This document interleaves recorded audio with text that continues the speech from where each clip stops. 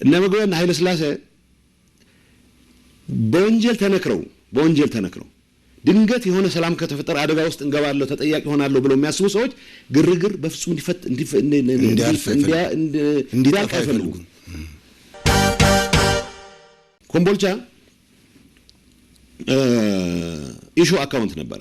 እኔ አሁን በዛን ሰዓት በእኛ ውሳኔ ነው ትክክል ነው ውሳኔው ብዬ ነው ማምነው። ገንዘብ ያስፈልገናል በጦርነት እያደረግን ነው። ገንዘብ ያስፈልገናል ተብሎ ባንኮች ውስጥ የነበሩ የግል ባንኮች አንንካ የመንግስት ግን መውሰድ አለብን የሚል ፖለቲካሊ ወሰንን። እሺ 2012 የነበረን ትንታኔ ምን እንደሆነ እኮ በግልጽ መነጋገር አለብን። ማዕከላዊ ኮሚቴ አባላት አለሁን ስራ አስፈጻሚ ያደርጓቸው በይፋ ቻሌንጅ አደረጉን። ሁሉንም ታውቃላችሁ እያለን እናንተ ይዛችሁ ልትጠፉ ነው ያሉን።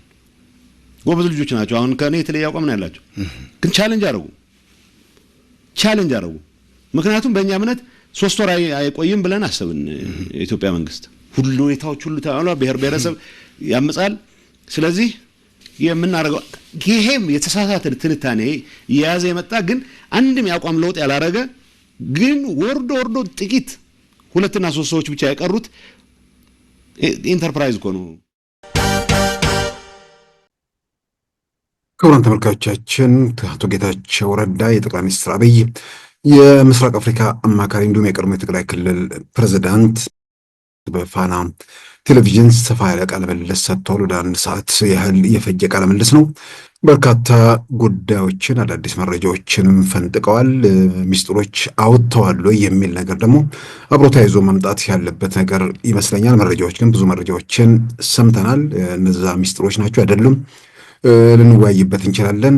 ዞሮ ወደዛ አይነት ሁኔታው ስለመጡ ምን አዲስ ነገር መግለጫቸው ላይ ተንጸባረቅ የሚለውን እሱን መነሻ እናደርጋለን። ነገር ስለሚሆን እንግዲህ አቶ ጌታቸው የመጀመሪያው እንዳልኩት ሚስጥር ነው ያወጡት ወይስ አዳዲስ መረጃ ብቻ ነው የሰጡን የሚለው ነገር አብሮ መታየት ያለበት ነገር ነው።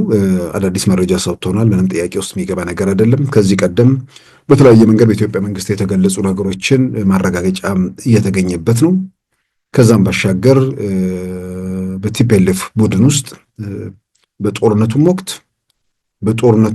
ከጦርነቱም በኋላ ህገወጥ ድርጊቶችን ወይ ደግሞ ህገወጥ የወርቅ ንግድ ላይ የተሰማሩ የጦር አዛዦች መኖራቸውን እነዚህም የጦር አዛዦች ከፖለቲካ አመራሩ ጋር ግንኙነት እንደሚያደርጉ ይሄ በተደጋጋሚ ስልጣን ላይ ሆነውም ተናግረውታል። ማለትም የትግራይ ጊዜያዊ አስተዳደር ፕሬዝዳንት ሆነውም ተናግረውታል። ስልጣን ለቀው ወደ አዲስ አበባ ከሄዱም በኋላ ተናግረውታል። እሳቸውም ብቻ ሳይሆኑ ሌሎቹም በተለያየ ኃላፊነት ያሉ ሰዎች ከወርቅ ዘረፋው ጋር በተያያዘ ጀነራል ታደሰም ያነሱት ጉዳይ ነው።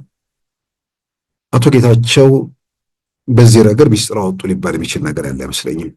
መረጃ ግን ሰጥተዋል። መረጃው ምንድነው? የወርቅ ዘራፊዎቹን በጥቅል ሁሉንም ጀነራሎች ወርቅ ዘራፊ ሲባሉ ሁሉም ከወንጀሉ የሌሉበት ንጹሃን ጭምር በነዛ በስም የሚጠቅሷቸው 3 ሰዎች አሉ። እንግዲህ አዲስ መረጃ ይሄንን የሚያደርጉት 3 ሰዎች አሉ የሚል ነገር ያነሳሉ። ሌሎቹን ጸጸቱ ነው የሚሰማቸው። ጸጸቱ ምንድነው?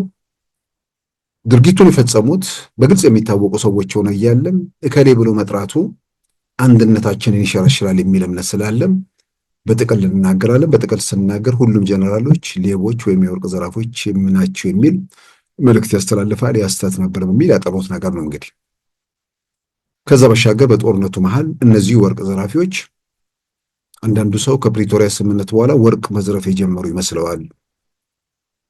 እነዚህ የወርቅ ዘራፊዎች በጦርነቱ መሃል ምሽግ ለመቆፈር በመጡ መሳሪያዎች ወርቅ እየቆፈሩ ይሸጡ እንደነበር እንግዲህ ወርቅ ቁፋሮ ውስጥ ተሰማርተው እንደነበር ገልጸዋል። በዋናነት 3 ሰዎችን ጀነራል መግባይልን፣ ጀነራል ኃይለ ሥላሴ ግርማይ፣ ጀነራል ይሁኑም የማዕረግ ኖራቸው ያልተገለጹ ተወልደ የተባሉ ሰው 3ቱ ዋና ተዋናይ መሆናቸውን አቶ ጌታቸው ረዳ ገልጸዋል። ወርቅ ንግድ ውስጥ የገባ አሁን ለሀገሪቱ ለትግራይ ነጻነት አሁንም እስከ መጨረሻው ሰዋለሁ ያለ የሚፎክር ጀነራል አለ። ወርቅ ንግድ ነው ያለው ነው መባል ያለበት። እነ ምግበ የሰሩት ጀግንነት የወጣት መስዋዕትነት መሰረት ተደርጎ የመጣ ጀግንነት ነው። እነዛን ወጣቶች ለስደት በሚዳርግ ደረጃ ወደ ተራ የወርቅ ንግድ ገብተው ሲያበቁ የስርቆት ተግባራቸውን የትግራይ ግዛት አንድነት የማረጋገጥ አርገው ሲሉት እንደገና ሌላ መስዋዕትነት የወጣት ይዳርጉ ሲንቀሳቀሱ ማለት እና ኃይለ ሥላሴ የተዘረፈ ብር ነው የምነግርህ። ብር ከመንግስት ካዝና የወጣ ብር በመቶ ሚሊዮን የሚቆጠር ብር የዘረፉ ሰዎች አሁን በትግራይ ህዝብ አንድነት ስም የትግራይን ወጣት ከኤርትራም ጋር አብሬ ለማገዶነት ዳርገዋለሁ ብሎ ሲፎክር በጀግንነት ስም ነው። እነዚህ ሰዎች እንግዲህ እንዳልኩ ነው ከልባቸው ህዝባቸውን ማገልገል የሚፈልጉ መኮንኖች አሉ፣ ከልባቸው ሰላም የሚፈልጉ። ስለዚህ እነ ምግበይና ኃይለ ሥላሴ በወንጀል ተነክረው ድንገት የሆነ ሰላም ከተፈጠረ አደጋ ውስጥ እንገባለሁ ተጠያቂ ሆናለሁ ብለው የሚያስቡ ሰዎች ግርግር በፍጹም እንዲያልፍ አይፈልጉም። በጦርነቱ ወቅት አውሮፕላን እናስገባ ነበር በማለትም የሰጡት መግለጫ አለ። እንግዲህ አዲስ መረጃ ነው። በኢትዮጵያ መንግስት በኩል በይፋ ተገልጿል ብቻ ሳይሆን የጦርነቱ አውሮፕላን ገብቶ በተመሳሳይ ሲገባ ቆይቶ የሆነ አውሮፕላን ሲገባ በአየር ላይ ተመቶ መውደቁን ወይም ጉዳት ምንድነው መቃጠሉን በወቅቱ የኢትዮጵያ መንግስት መግለጫ ሰጥቶ ነበር። በኋላ የኢትዮጵያ አየር ኃይል በዓል በሚከበርበት ወቅት ከጦርነቱ በኋላ ሰላም ስምምነት ከተፈረመ በኋላ ያን ኦፕሬሽን ያደረጉ በአየር ላይ የውጊያም ወይ ደግሞ በአየር ላይ ተነስተው ሄደው ያንን ያወደሙ የኢትዮጵያ አየር ኃይል አብራሪዎችም ስለነበረ ሁኔታ ምስክርነት የሰጡበትን እናስታውሳለን። አቶ ጌታቸው እንግዲህ በዚህ ረገድ በጦርነቱ መሃል የተፈጸመን ነገር በተመለከተ ለምን እንዴት አነሱት የሚለው ነገር ከመጣ ዛሬ በዝርዝር የተቀመጡ ነገሮች አሉ። አውሮፕላን ለምን ያስመጡ እንደነበር፣ አሁን አውሮፕላን ማስመጣቱ ሚስጥር ነው ወይ? የኢትዮጵያ መንግስት አስቀድሞ ይደረጋል ብሎ ገልጾታል። የኢትዮጵያ መንግስት ገልጾታል ብቻ ሳይሆን አውሮፕላኑን ከአየር ላይ ያወደሙት የኢትዮጵያ አየር ኃይል አብራሪዎች መግለጫ ሰጥተዋል። ጦርነቱ አልፏል። በጦርነቱ መሃል ጦርነት ማያካሄዱ ይሄ ነገር ተገልጾ ቢሆን ኖሮ ሚስጥር የሚባል ነገር ሊመጣ ይችላል። አሁን ያ ምዕራፍ አልፎ ሌላ ምዕራፍ ውስጥ ገብተናል። በሌላም በኩል ደግሞ በሰላም ጉዳዮችን ለመጨረስ ያለውን እድል እየዘጉ የኃይል አማራጭን ለመቀበል ወይ ደግሞ ወደዛ ለመሄድ የሚሞክሩ ኃይሎች ከእርሳቸው ጋር የእርሳቸው ድርጅት አባላት የሆኑት የህወሓት ኃይሎች አክራሪ የሚሏቸው በዚህ ረገድ የሚያደርጉት እንቅስቃሴ መኖሩን አመልክቷል። ስለዚህ በአጠቃላይ በሚያነሷቸው ነገሮች ላይ ትላንት የሆነና ያለፈ፣ በሌላም በኩል ደግሞ በተለያየ መንገድ ሲገለጹ የነበሩ ነገሮችን ማረጋገጫ የሰጠ፣ ከምንም በላይ ደግሞ ነገሮችን በዚህ ሰላም እንዳይረጋገጥ ወይ ደግሞ ሰላሙ መልሶ እንዲታወክ ግፊት የሚያደርጉት ወይ ደግሞ የትግራይ ሉዓላዊ ግዛት እያሉ የሚያቀራሩ ሰዎች እነማን ናቸው የሚለውን ነገር በግልጽ በማስቀመጥ በዋነኛነት ፍላጎታቸው ከወንጀል ማምለጥ፣ ሰላም ከተረጋገጠ ተጠያቂነት ይረጋገጣል የሚል ስጋት ያለባቸው ሰዎች መሆናቸውን በስም ጠቅሰው በዝርዝር ያስቀመጡበት ሁኔታ ነው። ያነሷቸውን አንዳንድ ነጥቦች በቅደም ተከተል እንደው በርካታ ጉዳዮች ናቸው የተነሱት። እያንዳንዱ ራሱን ችሎ ሊያነጋግር ብዙ ሊያወያይ የሚችል ነገር ነው። ከወርቅ ጋር የተያዘው ነገር በጣም አስገራሚ ነገር ነው። በጦርነቱ በሚሊዮን የሚል ነገር በተደጋጋሚ ይገልጻሉ። ከትግራይ ብቻ አለቀ የሚሉት ብዙ ጊዜ ቁጥርም በምንም ስለሚደፍሩ ይጠቅመናል የሚለውን ነገር አንዴ ሴት ስለሚያደርጉና እሱን ሁሌ ስለሚያስተጋቡ ከነሱ መረጃ ይልቅ በሽምግልና ሂደት ሚና የነበራቸው ዋናው የሽምግልናውን የፕሪቶሪያውን ስምምነት የመሩት ኦሉሴጉን ኦባሳንጆ የሰጡትን መግለጫ ለሁኔታዎች የበለጠ ቅርብ ናቸው ብለን የምናምነው እሳቸውን ነው። 600 ሺህ ነው የሚሉት። 600 ሺህ ሰራዊት ወይ ደግሞ የትግራይ ልጆች ካለቁ በኋላ ስለሌላው ብዙ ይጨነቃሉ ብዬ አስባለሁ ብዬ ምናልባትም ደስ ይላቸዋል እንጂ አንዳንድ ኃላፊነት የማይሰማቸው ነውርም የማይገባቸው ምናምን ሰዎች ስለሆኑ አንዳንዶቹን ብለው ሁሉ እንደዚህ አይነት ይሆናል ብዬ አላምንም። ያ ሁሉ ሰው ካለቀ በኋላ ወይ ደግሞ ያን ሰው በጦርነት መሃል እየተማገደ ባለበት ሰዓት ወርቅ ንግድ ውስጥ የሚገባ ወርቅ ቁፋሮ ውስጥ የሚገባ በሌላም በኩል ደግሞ ከዛ ሁሉ መስቀልቀልና ስቃይ ሰቆቃ በኋላ መልሶ ለማገገም በሚደረግበት ሂደት ውስጥ ከዘረፈው ወይ ደግሞ ከቀማው ካምፕ ያሉትን ወታደሮች ዳቦ እንኳን ለመግዣ ይሄ ነው የሚባል ሚና የማያደርግ አስተዋጽኦ የማያደርግ ቡድን በጥቅም ወይ ደግሞ በገንዘብ የሰከረ ወይ ደግሞ ከዛ ጋር ተያይዞ እንትን ያለው ቡድን አሁንም ወደ ጦርነት መግባቱ ለሌብነቱ ዘርፊያውን ቅሚያውን በተደራጀ መንገድ ለመፈጸም ያስችለኛል የሚል በሌላም በኩል ደግሞ አቶ ጌታቸው እንዳሉትም ከተጠያቂነት ለመሸሽ የሚደረጉ ነገሮችም እንደሆኑ እንግዲህ በተለያየ መንገድ እየታየ ነው። ስለዚህ በትናንትናው ዕለት አቶ ጌታቸው ባነሱት ነጥቦች ላይ ምናልባት ለብዙ ሰው ግልጽ የሚሆነው ወይ ደግሞ ሁኔታዎችን የበለጠ እንዲረዳ የሚያደርገው ነገር ሰዎቹ ወደ ግጭት ሊሄዱ የሚችሉበት እድል ሰፊ ነው። ወደ ግጭት ለመሄድ ግን ያው በተለያየ መንገድ እንዳልኩት አሁን ባለው ሁኔታ ውስጥ የኢትዮጵያና የህወሓት ከፌደራል መንግስት ጋር ለመጋጨት ሞከረ ማለት ከኤርትራ ጋርም ወደ ውጊያ የሚያስገባ ነገር ስለሆነ ቲፒኤልኤፎች ከኤርትራ መንግስት ወይ ደግሞ ከሻዕቢያ ፈቃድ ይሁንታ ካላገኙ ወደዛ ነገር ውስጥ ላይገቡ ይችላሉ። ዞሮ ዞሮ ደግሞ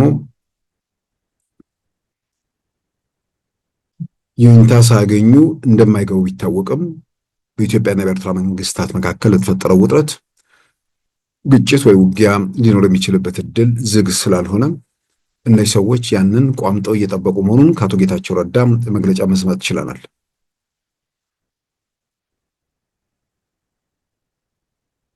በዚህ በወርቅ ዘረፋ ውስጥ እንግዲህ ስማቸው የተጠቀሱ 2-3 ሰዎች ናቸው በዋናነት።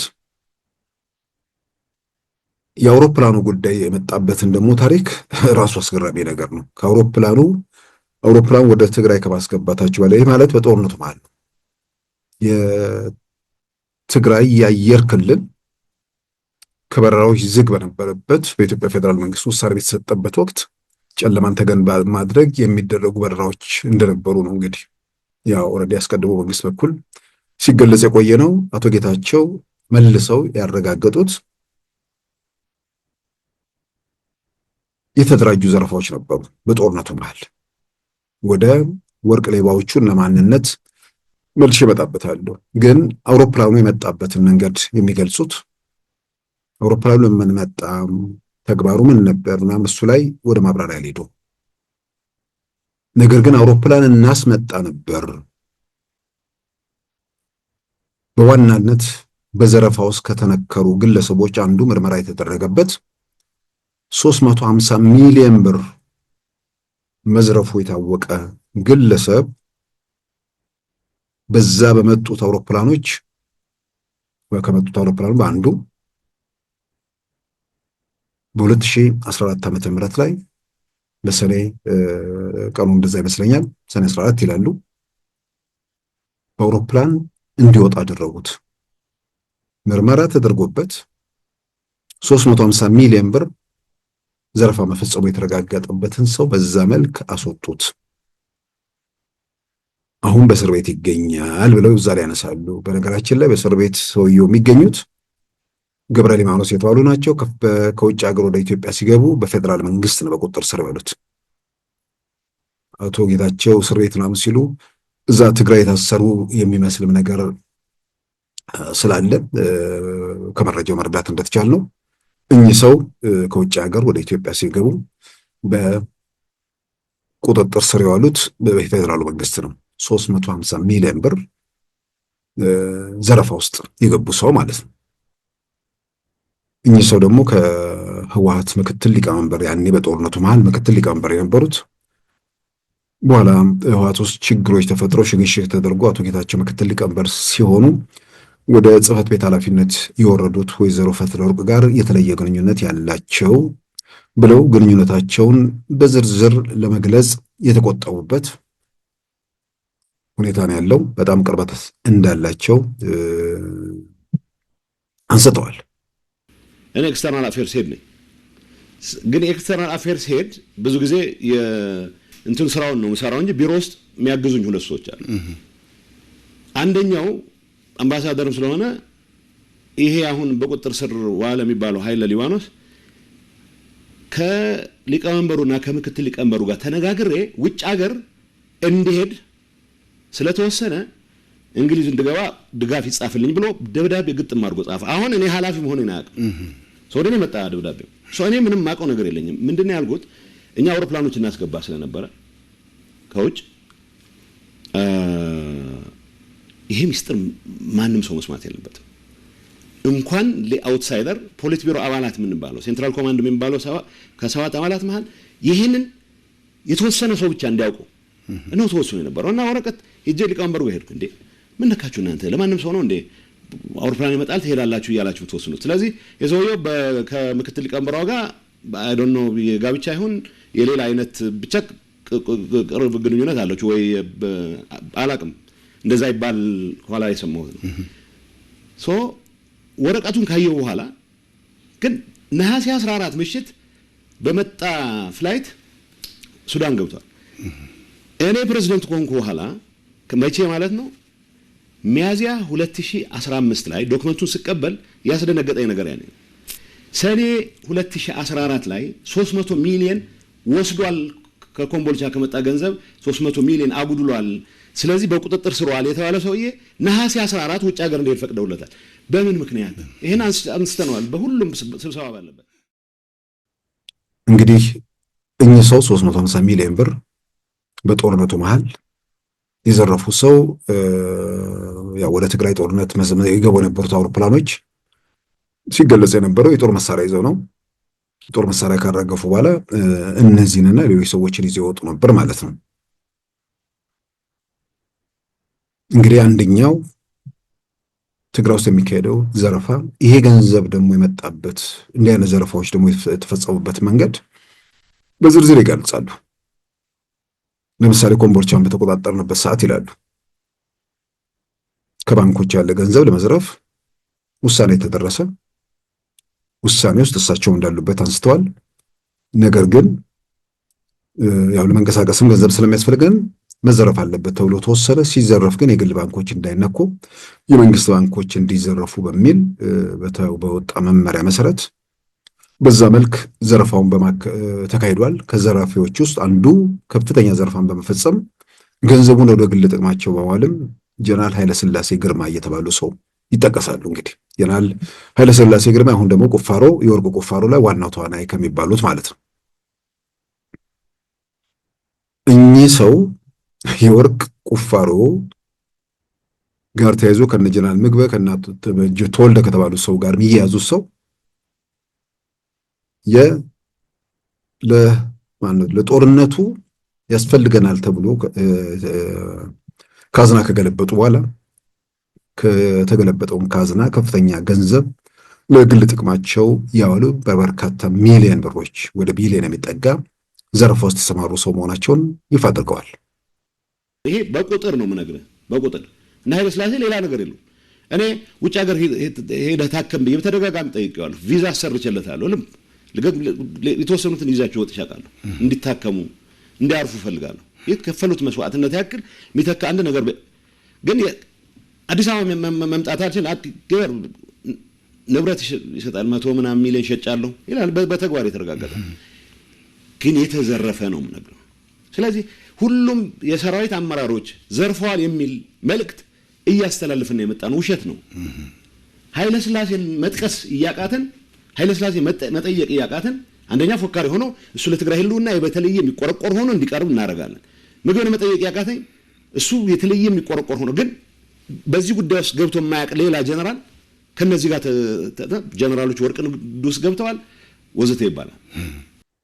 የትግራይ ደቡባዊ ግዛት የትግራይ ምዕራባዊ ግዛት እናስመልሳለን እያሉ የሚፎክሩ ሰዎች በዋናነት በነውር በወንጀል በኃጢአት ውስጥ የተነከሩ መሆናቸውን ግልጽ አድርገዋል። እኚህ ሰውና ኃይለሥላሴ ግርማ የተባሉ ጀነራልና ምግብ ኃይሌ ደግሞ አቶ ጌታቸው ከመናገራቸው በፊት ጀነራል ምግብ ኃይሌ ዩናይትድ አረብ ኤሚሬት ዱባይ ውስጥ የሚገኝ ኩባንያም መኖሪያ ቤት የገዙበትን ቁልፍ ለወንድማቸው እርሳቸው መሄድ ስላልቻሉ ለወንድማቸውን እንዲያስረክቡ ደብዳቤ የጠየቁትበት ደብዳቤ ይፋ ሆኖ ሉዓላዊም አውጥቶታል። እንደ አውሮፓውያን አቆጣጠር ጥር 29 2005 ወይንም በኢትዮጵያ አቆጣጠር ጥር 21 2017 የሚከተለውን ዘገባ ማቅረባችን ይታወሳል። ህወሓት የጦር አዛዦች አንዱ ከግዙፉ የዱባይ ኩባንያ ዳማክ ሪል ስቴት ቤት መግዛታቸው ታወቀ። ሉዓላዊ ሚዲያ የተመለከተው ሰነድና የመረጃ ምንጮች እንደገለጹት ብርጋዴር ጀነራል ምግብ ኃይሌ ከዱባይ ኩባንያ ዳማክ ሪል ስቴት የመኖሪያ ቤት ገዝተዋል። ሉዓላዊ የደረሰው ሰነድ ጀነራል ምግብ ኃይሌ ክፍያውን መጨረሳቸውን የሚገልጽ ሲሆን እርሳቸው ቤቱን መረከብ ባለመቻላቸው ታላቅ ወንድማቸው ቁልፉን እንዲረከቡላቸው በደብዳቤ ጠይቀዋል። በአሁኑ ወቅት ትግራይ የሚገኙትና የትግራይ ጊዜ አስተዳደር በዶክተር ደብረጽዮን ቡድን እንዲያዝ ጥሪ ካቀረቡት የጦር ጀነራሎች በአስተባባሪነት ከሚጠቀሱት አንዱ የሆኑት ብርጋዴር ጀነራል ምግብ ኃይሌ ዳማክ ለተባለው የኤሚሬት ኩባንያ ከዓመት በፊት እንደ አውሮፓውያን አቆጣጠር ግንቦት 14 ቀን 2023 በጻፉት ደብዳቤ እርሳቸው ምግብ ኃይለ ወልደ አረጋይ ከባለቤታቸው ትዕግስት አሰግድ ጋር የገዙትና ክፍያውን ያጠናቀቁትን ቤት መለያ ቁጥር VIRA /6/601 ቁልፍ መረከብ ባለመቻላቸው ታላቅ ወንድማቸው ነጋሽ ኃይሌ ወልደ አረጋይ እንዲረከቡላቸው ጠይቀዋል። ቤቱ በየት ሀገር እንደተገዛ በግልጽ ባይቀመጥም መረጃዎች እንዳረጋገጡት ቤቱ የተገዛው በዩናይትድ አረብ ኤሚሬት ዱባይ ሲሆን ኩባንያው ዳማክ ሪል ስቴት ግን በጠቅላላ በ7 ሀገራት ይንቀሳቀሳል። ዳማክ ሪል ስቴት ከዩናይትድ አረብ ኤሚሬት በተጨማሪ በሳዑዲ አረቢያ፣ በኳታር፣ በጆርዳን፣ በሌባኖን፣ በኦማን እና በዩናይትድ ኪንግደም ይንቀሳቀሳል። እንደ አውሮፓውያን አቆጣጠር ከ1982 ጀምሮ ከ40 ዓመታት በላይ በቤቶች ግንባታ ላይ የተሰማራው ዳማክ ሪል ስቴት በአሁኑ ወቅት የሚሸጣቸው ቤቶች ታውንሃውሶቹ የትንሽ ዋጋ 2,250,000 የዩናይትድ አረብ ኤሚሬት ድርሃም ወይንም 613,000 የአሜሪካን ዶላር ሲሆን የአፓርትመንት መነሻ ዋጋ 1,500,000 ድርሃም ወይንም 408,000 የአሜሪካን ዶላር መሆኑን መረዳት ተችሏል። ጀነራል ኃይለሥላሴ ግርማይ አዲስ አበባ የሚገኘውን ህንጻቸውን በመቶ ምናምን ሚሊዮን ብር ልጃቸው እንዲሸጥ ከልጃቸው ጋር የሚያደርጉትን የስልክ ልውውጥ ወጥቶ እሱንም እንደዚሁ አቅርበነዋል። ጀነራል ኃይለሥላሴ ግርማይ በቅጽል ስማቸው ወዴ እምቤቴ በአዲስ አበባ ከተማ የሚገኘውን ህንጻቸውን ለመሸጥ በማስማማት ላይ መሆናቸው ታውቋል። የህወሓት የጦር አዛዦች በወልቃይት በኩል ጥቃት መሰንዘር ውሳኔ ላይ በደረሱ ማግስት ጀነራሉ ሮቤል ኃይለሥላሴ ከተባሉ ልጃቸው ጋር በስልክ ካደረጉት ቃለ ምልልስ መረዳት እንደተቻለው ህንጻቸውን በ110 ሚሊዮን ብር ለመሸጥ ወስነዋል። ወይ ያላ አቤት ባክህ አለ እሺ ጨርሰናል ወጥተናል። ያው ነገር ነው እንግዲህ ምንም የተለየ ነገር የነገርኩት የለም ከነስክድር ግን በቃ እስኪ አካባቢውን ዋጋ አጥንቼ ነገ ከነገ ወዲያ ልንገራችሁ ፕራይስ ነው ያለው የእሱን ጥሪ ማስኪ ግን ያው ከመቶ በታች ነው የሚገምተው ከአባባሉ ቸፋጣው ከሷል ደግሞ ምንድነው ያለኛል ለዚህ ለቴድሮስ ከሆነ 200 ሚሊዮንም አንሰጠውም። እውነት ነው እሱ ነው እስካሁን ቤታችን እያተራመሰው ያለው እሱ ነው። እንኳን ከሞተ በታች ልንሰጠው ሞተ 20 ምናምን አንሰጠውም። ለሱ ግን ጥሪው ስሙት ጥሩ ነው። አይ ምን 120 ከሰጠን መሰመን ነው የምንቀበለው እንጂ እሺ ደህና ለሱ ከዛ መጨረሻ አንሰጠው እና ምንድነው መሰለህ ዞሮ እንትን ምንም ማረገ ምን ያው እሱ መያዙ ያን ያለ መሸጡም ፕራይሱን ከፍ አረገው እንጂ እኛን የጎዳን ነገር ስለሌለ ታግዶ ነበር የሚቆየው እንትናችንም ብራችን ግን እስኪ እናያለን። እሺ ብቻ የሚለውን እንስማና ዞሮ እሱ ከሀያ ከወሰዳት ይወሰዳት። አዎ እንደዛም የሚወስድ አይመስለኝም። ዝም ብለን እንስማው እንጂ ጦሩ ስሞት ለምን ሌላ በዛ የሚወስድልን የለማ። በ120 የሚወስድልን ያለ አይመስለኝም። አለን ለና እሺ አናጣም። ቢያንስ በ120 እንኳን ባይወስድልን በ110 በእርግጠኝነት ይወስዱታል። አይ በ110 ነው ይወስዱታል። በቃ ሁሉም ችለው በ110 ይወስዱ። የደላላው እኛ በእጃችን ካሽ የሚደርሰን እሱን ሰጥተው ይወስዱታል። ጥሩ ቤት እየሄድክ ነው አሁን? ቤት እየሄድክ ነው? አይ ቆይ ትንሽ እዚህ ካፌ እየገባሁ ነው። የት ነው? እዚህ ብዙ ቦሌ አካባቢ። ከሰፈሩ ራቅ ብለሃል? ከሰፈሩ ራቅ በል። አዎ አይ ብያለሁ። ጥሩሽ እነዚህ ሰዎች ደግሞ ኃይለኛ የወርቅ ዘረፋ ውስጥ የተሰማሩ ሰዎች ደግሞ በቋሚነት የትግራይ ሉዓላዊ ግዛት የትግራይ መብት የሚለውን ነገር ድምጻቸውን ከፍ አድርገው የሚያስተጋቡ መሆናቸውን በዚሁ መድረክ ላይ እንግዲህ በትናንት በሰጡት ቃለ ምልልስ አቶ ጌታቸው ረዳ ይፋ አድርገዋል። አውሮፕላኖች ይገቡ እንደነበር በጦርነቱ መሃል ያንን የአውሮፕላኖቹን መግባት ያነሱት ግን አውሮፕላን ማስገባታችን ትክክል አይደለም የሚል ራስን ለመውቀስ ወይ ደግሞ በሌላ መንገድ ሳይሆን በመጣው አውሮፕላን ወንጀለኛ ሰው ይወጣበት እንደነበር የገለጹበት ነው። ያው እኚሁ ሰው የሚቆዩበት ቆይቶ ወደ አዲስ አበባ ሲገቡ ምንም ደግሞ አያሳስባቸውም። ልክ መንግስት መረጃ የሌለው አይነት አድርገው ስለሚወስዱ ይሆናል ያው በቁጥጥር ስር ውለዋል። በጦርነት መሃል ምንድነው ዛሬ የወርቅ ዘራፊዎቹ ወርቅ የሚዘርፉት ዛሬ አይደለም። በጦርነት መሃል ህግ ምንድነው ምሽግ ለመቆፈር ባስመጣናቸው መሳሪያዎች የወርቅ ቁፋሮ ጎን ለጎን ያካሄዱ ነበር። አሁንም የወርቅ ቁፋሮ እያካሄዱ ነው። ይህን ነገር በቋሚነት ለመቀጠል ያለው እድል ወይ ደግሞ ዋስትና ትግራይ ሰላም አለመኖር ነው። የሰላም ዋስትና አለማግኘት ነው። ሰውን ስጋት ውስጥ ጥሎ በእንደዚህ አይነት ሁኔታ ውስጥ እንዲቆይ ማድረግ ነው። ሰላም ከተረጋገጠ ተጠያቂነት ይመጣል የሚል ነገር ስጋት አለባቸው። ሌላው ቀርቶ ለሕክምና ይዤ ልውጣ ብዬ ኃይለሥላሴ ግርማ እየተባሉትን ጀነራል ፈቃደኛ አልሆንም ይላሉ። ከፍተኛ ስጋት አላቸው። እንግዲህ እነዚህ ሰዎች በአንድ በኩል ወርቅ ዘረፋቸውን በሌላም በኩል ለወርቅ ዘረፋ ፍላጎታቸው በሚል ሰላም ለማወክ የሚያደርጉትን ነገር በተስፋ መቁረጥ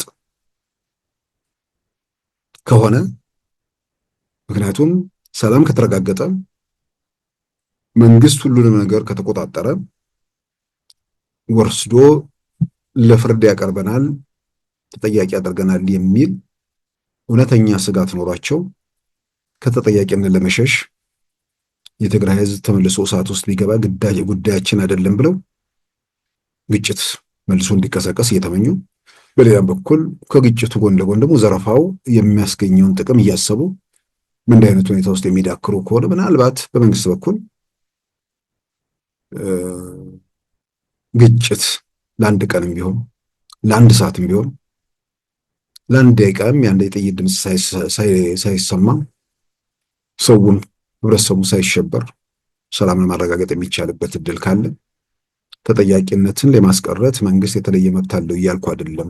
ነገር ግን ከዚህ ከምንድነው አጠቃላይ ወንጀል ጋር ተያይዞ ያሉ ጉዳዮች በሽግግር ፍትህ የሚታዩበት ሁኔታ እንደተጠበቀው ነው።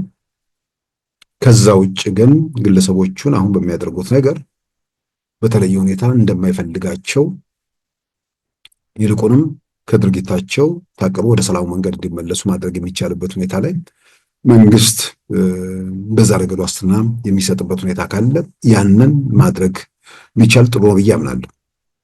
በስጋት በተስፋ መቁረጥ ወደ አመጽና ወደ ሽብር ወደ ዘረፋና ወደ ሌብነት በቃ የዕለት ተዕለት ተግባራቸው አድርገው የቀጠሉ ሰዎች እየለመዱ እየቆዩ ሲመጡ ያለዛ ህይወት ያለ አይመስላቸውም። ምናልባት የሚቆፈርበት ቦታ ወርቁ ካለቀ ጎረቤት ሀገርም ወርቅ እንቆፍራለን ብለው ሌላ ጣጣ ሁሉ ሊያመጡ ይችላሉ። ወሌላ ክልልም እንሄዳለን ሊሉ ይችላሉ። ይሄ ምንድነው እንትን ይሄ ወደ ህመም የተቀየረ የዘረፋ ፍላጎት ቢያመጣው ጣጣ ስለማይታወቅ ከምንም በላይ ሰላምን ለማረጋገጥም ዋስትናው ኃላፊነት የማይሰማቸው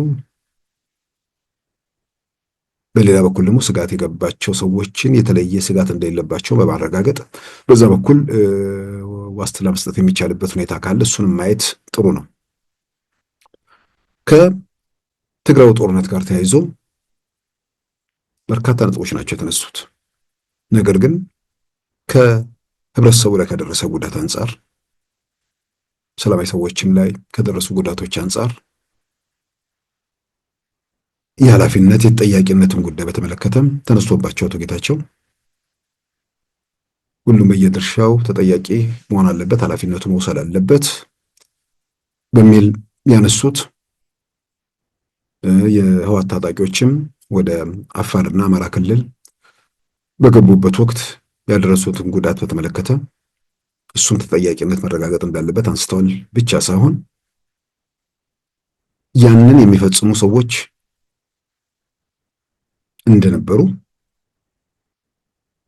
በሌላ በኩል ደግሞ ስነ ስርዓት ያላቸው የጦር አዛዦች በመኖራቸው እንዲህ አይነት ተግባር እንዳይፈጸም እስከ መጨረሻው ጥግ የሚሄዱ በዚህም የተነሳ ተጠያቂነትን የሚያረጋግጡ የጦር አዛዦች አሉ።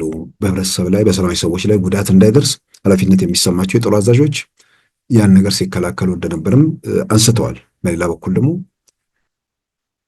ድርጊቱን የሚፈጽሙና ያንንም በዝምታ የሚመለከቱ መኖራቸውንም ደግሞ የጠቆሙበት ነው።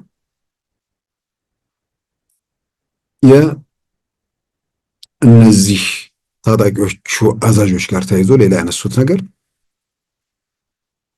በራሱ በትግራይ ታጣቂዎች ላይ ከጦር ሜዳ ሸሸ ተብሎ እርምጃ የወሰዱ መኖራቸውን፣ የሚያሳዝነው 90 ኪሎ ሜትር ላይ ሆኖ ከአቅም በላይ ሆኖበት ወደኋላ ለመሸሽ የተገደደን ወታደር እርምጃ ያስወሰዱበት ሁኔታ መኖሩንም በዚሁ ቃለ ምልልስ አንስተዋል። ነውርም ወንጀልም መሆኑንም ጠቁመዋል። እንግዲህ ምናልባት በአንድ በኩል አሁን የዶክተር ደብረጽዮን ደጋፊዎች በሰልፍ ሚስጥራችንን አወጣ ብለው እንደሚገልጹ እንደሚናገሩ የሚያጠያይቅ ነገር አይደለም። ግን አሁንም ደጋግሜ እንዳልኩት የትኛው ጋር ሚስጥር እንደሆነ መረጃ ሰጥተውናል። አዲስ መረጃ ሚስጥር በአብዛኛው ሰዎች ምናልባት ስለ ሚስጥር የአሜሪካ መንግስት ዶክመንቶችን ጥብቅ ሚስጥር ተብለው ተደፍኖባቸው ተዘግቶባቸው የሚቀመጡ ሚስጥሮች አሉ። ጊዜና ዘመን ፈቅዶላቸው ደግሞ ከዛ በኋላ ሚስጥራዊነታቸው አብቅቶ ለአደባባይ ለህዝብ ፍጆታ የሚወጡ መረጃዎች እንዳሉ በግልጽ ይታወቃል። ሚስጥር የሚለው ነገር የማይታወቅ ነገርን መደበቅ ብቻ ሳይሆን ወይ ደግሞ በዛ መልክ የሚገለጽ ሳይሆን ያ ነገር በሆነ መንገድ ቢወጣም ህብረተሰቡ ጋር ቢደርስ ወይ ደግሞ በዋናነት ያ ጉዳይ የሚመለከተው ሚስጥራዊነቱን እነሱ የሚፈልጉበትን መንገድ ሌላ ወገን ጠላት ሊሆን ይችላል፣ ሌላ የጥቅም ግጭት ሊሆን ይችላል፣ ሌላ ምክንያት ሊሆን ይችላል። ሌላኛው ወገን ጋር መረጃ ቢደርስ የሚያስከትለው ጉዳትና ተጽዕኖ ስላለ ወይ ደግሞ ያ መረጃ ያለ ጊዜ መውጣቱ የሚያስከትለው ችግር ሊኖር ስለሚችል በዛ የተነሳ መረጃ ተብለው ወይ ሚስጥር ተብለው ታፍነው ይቆያሉ። ዘመናቸው ሲያበቃ ግን ይለቀቃሉ። በጦርነቱ መሃል አውሮፕላን እናስመጣ ነበር፣ በጦርነቱ መሃል ሌሎች የሚገለጹ ነገሮች የሸሹ ሰዎች በጥይት እየተመቱ ነበር፣ የሚሉ ነገሮች መነሳታቸው ምናልባት ሚስጥር የሚለውን ነገር በተወሰነ ደረጃ ሊገልጸው ይችል ይሆናል። አሁን ጦርነቱ አብቅቷል። የሰላም ስምምነት ተፈርሟል። በሰላም ስምምነቱ መሰረት ሰላምን ለማረጋገጥ የሚሰሩ ስራዎች ውስጥ አንዱ ሰላምን ማረጋገጥ አለብኝ ብለው ከሚንቀሳቀሱት አንዱ አቶ ጌታቸው ናቸው። በሌላ በኩል ደግሞ ሰላም ጥቅሜን ያሳጣኛል ብሎ ሰላም እንዳይመጣ የሚፈልግ ደግሞ ቡድን አለ። ስለዚህ አሁን ግጭት ውስጥ ሳይሆን ከግጭቱ በኋላ ሌላ ምዕራፍ ውስጥ ከተገባ በኋላ መረጃዎች ወይ ደግሞ ውስጥ የነበሩ ነገሮችን ፈንጥቀዋል። ያ በመውጣቱ መልሰው ወደ ጦርነት ለመግባት የሚፈልጉ ወገኖች ሊጎዱ ይችላሉ። ሰላምን የሚፈልጉት ግን ይህ መረጃ በመውጣቱ ይሄ ነገር በመገለጡ የሚቀንስባቸው የሚያጡት ነገር የለም። ጦርነቱን ጀመር ነው ብለው አቶ ጌታቸው እስካሁን አልተናገሩም። በዛን ወቅት ባደረኩት ተሳትፎም እጸጸታለሁ አላሉ።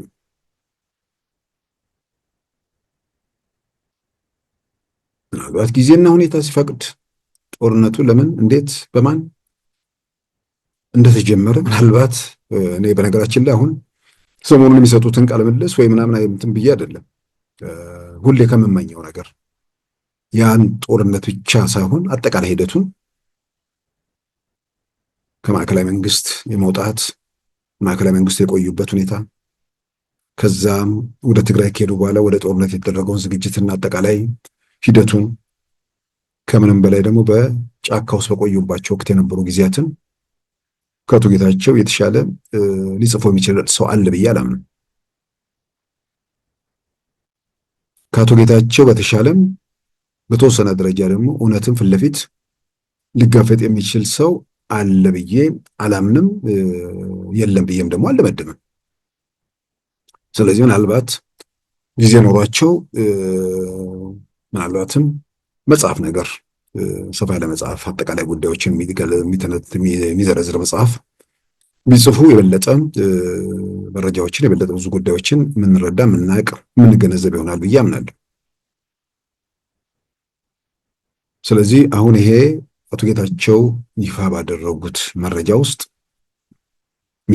ሚስጥር የሚባል ነገር የለም። ምናልባትም ይሄን ነገር ይፋ በማድረግ በዋናነት ከዚህ ከጦርነት ከቀውስ ጋር በመተያያዘ በቀጠል የሚፈልጉ ሰዎችን ህብረተሰቡን እንዲያውቅ ማድረግ ፉከራቸው ምንጭ የሚያቀራሩበት ምክንያት የህዝብ መብትና ነጻነት ስለተገደበ ወይ ደግሞ የሆነ ነገር ለማስመለስ ስለሚፈልጉ ሳይሆን እችን እያውለበለቡ ሌብነታቸውን ለመቀጠል ባላቸው ፍላጎት መሆኑን ያረጋገጡበት ነው። ምናልባት ዛሬ ትግራይ ውስጥ ህወሓትን በተመለከተ የሆነ ተአምር በሚባል ደረጃ ህወሓትን መቃወም፣ ህወሓትን መተቸት፣ ህወሓትን ለትግራይ ህዝብ እንደማይጠቅም በአደባባይ መግለጽ ፍጥነቱ አስገራሚ ነገር ነው። በአንድ ጊዜ ከህዝብ ልብ ውስጥ ሟምቶ ህልውናውን መሰረት የሚያጣ ድርጅት መሆኑን በተጨባጭ የታየበት ሁኔታ ስለሆነ ያም ሆኖ የተራረፉ አሁንም ተስፋ የሚያደርጉ አካላት ካሉ እነዚህ ሰዎች ተመልሶ ወደ ቀውስ ተመልሶ ወደ ግጭት የሆነ ህንፃ የ100 ሚሊዮን ብር ህንፃ ከሱፐር ማርኬት የሚገዙት የሆነ የሙዝ ወይም ሌላ ፍራፍሬ ወይ ደግሞ የዳቦ ሂሳብ ያህል ቀለል አድርገው የሚመለከቱ ሰዎች፣ ካዝና የገለበጡ ሰዎች ተመልሰው ህብረተሰቡን፣ ህዝብን ወደ ስቃይ፣ ወደ መከራ፣ ወደ ፈተና ለመክተት የሚፈልጉበትን መንገድ ይፋ ማድረጋቸው ምናልባት ግጭቱ እንዳይጀመር የተወሰነ 1% ይሁን 0.5% ይሁን የሆነ ሚና ሊኖር ይችላል። ግጭቱም ከተነሳም ግጭቱ በነማን መካከል ነው የሚለውንም ለምን እንደተነሳም በማን ፍላጎት እንደተነሳም ጭምር የበለጠ ነገሮች እየጠሩ ስለሚመጡ በዛም ረገድ ሁኔታዎችን ባጭሩ ቋጭቶ ለትግራይ ህዝብም ለሌላው ኢትዮጵያም ሰላምን ለመስጠት ሰላምን ለማረጋገጥ ያለውን እድል የሚያሰፋ ነገር ነው።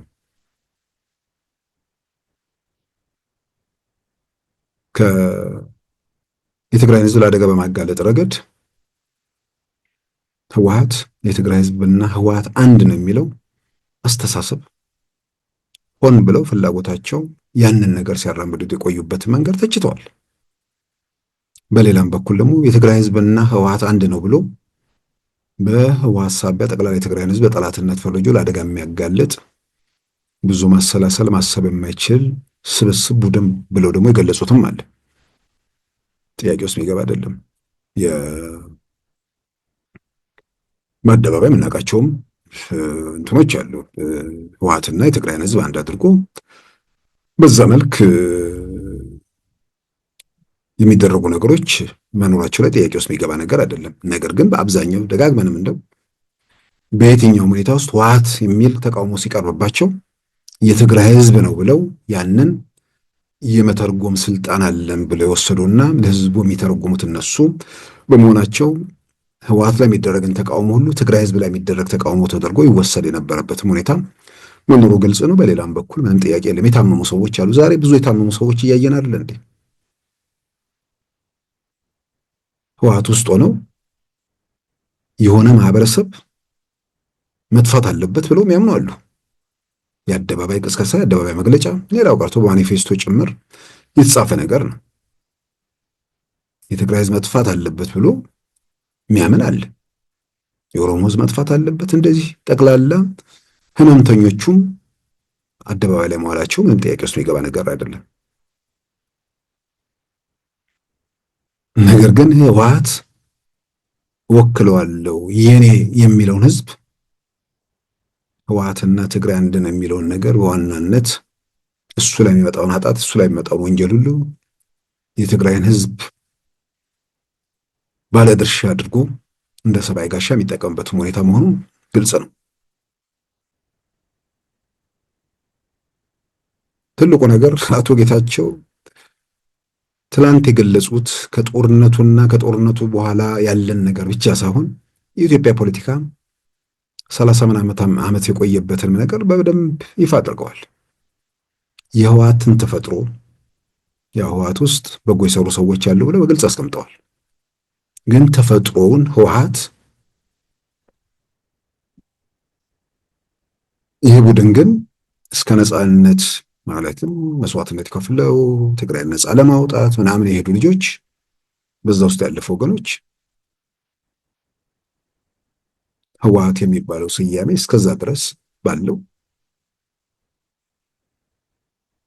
ለትግራይ ህዝብ ትርጉም አለው። ምን ጥያቄ ውስጥ የሚገባ ነገር አይደለም። ይሄ ግን እንደ ፖለቲካ ቡድን ሆኖ ሲቀጥል ይሄ ፓርቲ የመጀመሪያ ሰለባ ያደረገው የትግራይን ህዝብ ነው። በህወሓት መስመር ውስጥ ያልገቡ የትግራይ ተወላጆችን የኢዲዮ አባላትን ከማህበረሰብ የመነጠል ሚስት ባሏ ኢዲዮ ከሆነ እንድትፈታው የኢዲዮ አባላት ከእድር እንዲገለሉ ህብረተሰቡ እንዳይቀብራቸው በዚህም የተነሳ የኢዲዮ አባላት መድረሻ አጥተው አዲስ አበባ መጥተው ያስከሰሙት አቤቱታ በወቅቱ በስፋት በዝርዝር የወጡ ነገሮች ናቸው። ሲመጣ ጀምሮ ኋላ ቀር የሆነ ቡድን ነው። ጥያቄ ውስጥ የሚገባ ነገር አይደለም። ስልጣን ላይ ወጥቶም ከዛ የተሻለ ነገር አላደረገም። በፖለቲካ አስተሳሰብ ማለት ነው። መስመሩ እንትኑ እና ይሄ ቡድን እያበቃለት ስለሆነ ወደ ሌላ ፓርቲ ሄዱ ወይስ ይሄ ቡድን ስለ የትኛው ሌጋሲው ብዬ ከዚህ ቡድን ጋር ልንተፋተፍ የሚል አቋም ላይ ደረሱ ወይ? እንደ ፖለቲካ ቡድን ይሄ አስተዋጽኦ አለው ተብሎ በዲሞክራሲ ነው፣ በመልካም አስተዳደር ነው፣ በምንድን ነው? ህወሓት በኢትዮጵያ ፖለቲካ ስልጣን ውስጥ ምንድን ነው በጎ አስተዋጽኦ ያለው በፖለቲካ እንትን ውስጥ? ምናልባት በሌላው ማህበረሰብ ውስጥ የፈጠረው ስጋት፣ ወንጀል፣ ኃጢአት እነዚህ ነገሮች ይጠቀሳሉ። በሌላም በኩል የትግራይን ህዝብ ሰብአዊ ጋሻ አድርጎ የትግራይን ህዝብ ራሱ ለመከራ ለፈተና ያጋለጠ ቡድን ነው። እንደ ፓርቲ ከዚህ ፓርቲ ጋር ህልውናን አስተሳስረ መቀጠል ያን ያህል ብዙ ይሄን ያህል የሚያንገበግበው ነገር አይደለም። የበለጠ የማያንገበግበው ህወሓት ትግራይ ውስጥ ከህብረተሰቡ በተለይ ከወጣቱና ምሁሩ አእምሮ ውስጥ ወጥቶ ወደ ተቃውሞ ህዝቡ እየተቃውሞ ያለ ቡድን ስለሆነ በእነዚህ ምክንያቶች ይልቁንም ህብረተሰቡ ከእንደዚህ ሁሉን ነገር ለመቆጣጠር ከሚሄድ አባዜ የወጣ ነፃ የሆነ ፖለቲካ አስተሳሰብ ትግራይ ውስጥ መስፈን አለበት ብለው የሰለጠነ ፖለቲካ፣ ጤናማ ፖለቲካ ትግራይ ውስጥ ለመጀመር ከሌላው ኢትዮጵያ ጋርም በትብብር ለመስራት ወደዛ አይነት ጉዞ ለመጀመር ስለወሰኑ ወደ አዲስ ፓርቲ እየሄዱ ይመስለኛል እንጂ ህወሓት ተሰረዘ አልተሰረዘ የህወሓት አባል መሆን ብዙ ለኢትዮጵያ ፖለቲካም ለትግራይም የሚፈይደው ነገር አለ ብሎ ባለማመን እንደሆነ አምናለሁ።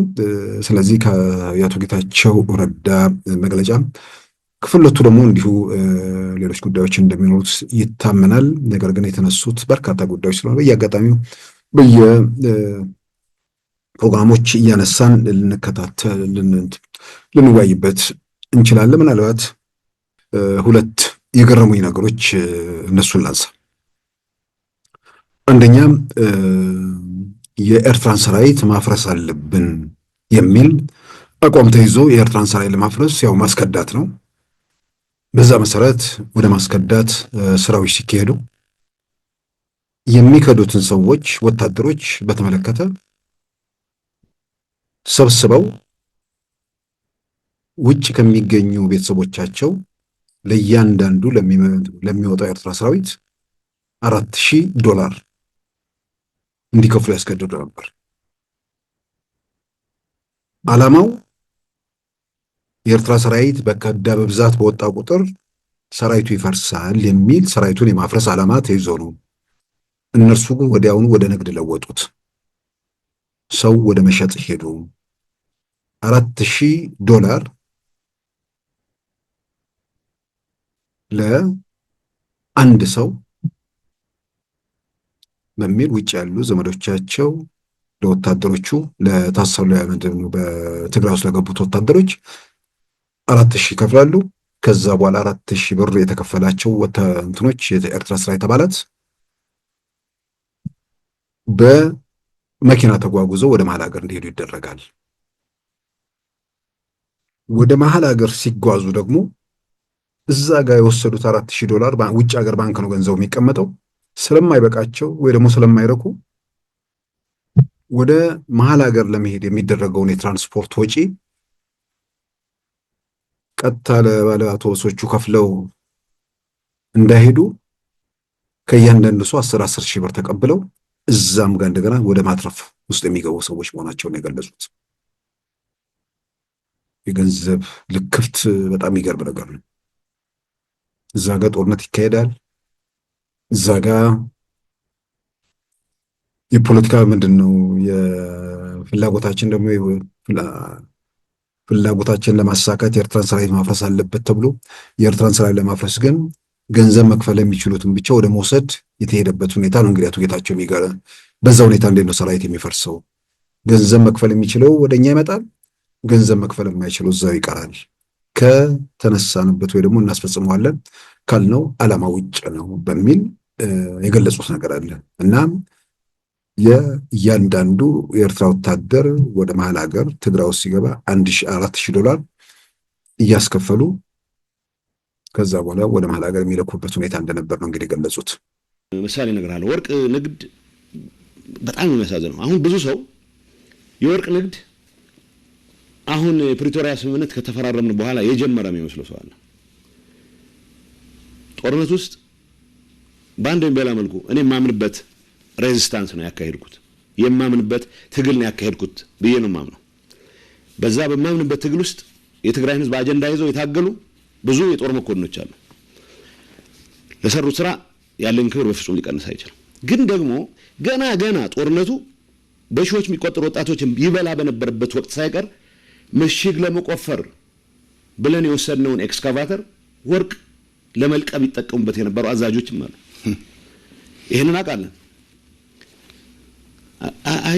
ሲዋሹ በጣም ነው የሚገርምኝ። እኔ እስካሁን የዋሸሁት ይበቃኛል። እስካሁን የታገዝኩት ይበቃኛል። ሰው ሲሸጡ የሚኖሩ ሰዎች አሉ። ኤርትራዊ መሸጥ ንብረት ነው የሚባለው። ንብረት ነው የሚለው አውርደዋል ታፍንና እንግዲህ ዓላማው የኤርትራን ሰራዊት እናፍርሰው የሚል ነበር በእኛ በኩል።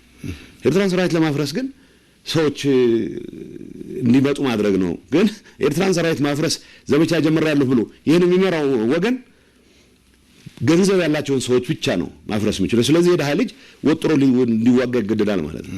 ከያዝኩ በኋላ 27 ወጣት አንድ ቤት ተዘጋና ቤተሰቦች ያሏቸው የሚባሉ ውጭ ሀገር ያሉ ሰዎች አካውንት እየተጠየቀ እያንዳንዱ ሰው ሚኒመም $4000 እንዲያስገባ ተደርጎ ሰው 20 ሰው